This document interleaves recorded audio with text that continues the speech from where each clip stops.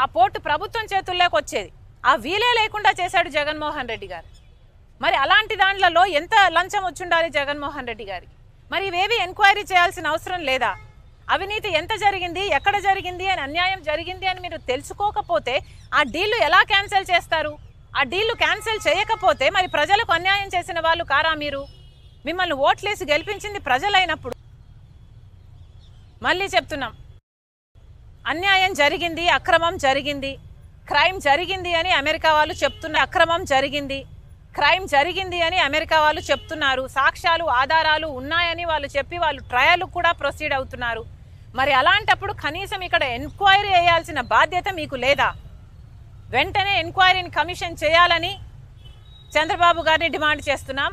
అంతేకాదు, పార్లమెంటులో కూడా కాంగ్రెస్ పార్టీ పోరాటం చేస్తుంది జేపీసీ కావాలని ఈ అంశం మీద. పార్లమెంటులో కూడా చంద్రబాబు గారు కాంగ్రెస్ పార్టీకి మద్దతు పలకాలని డిమాండ్ చేస్తున్నాం. Thank you.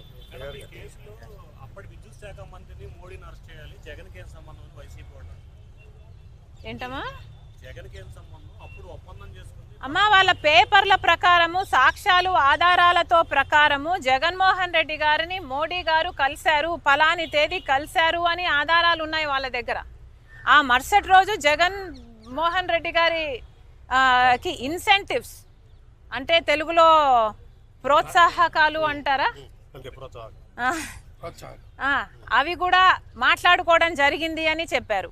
ఆ తర్వాత ఆగమేఘాల మీద కొన్ని గంటల్లోనే ఫైల్ మూవ్ అయిపోయి ఆమోదం ముద్ర కూడా పడిపోయిందని, క్యాబినెట్లో అప్రూవ్ కూడా అయిపోయిందని ఆధారాలు ఉన్నాయని చెప్తున్నారు.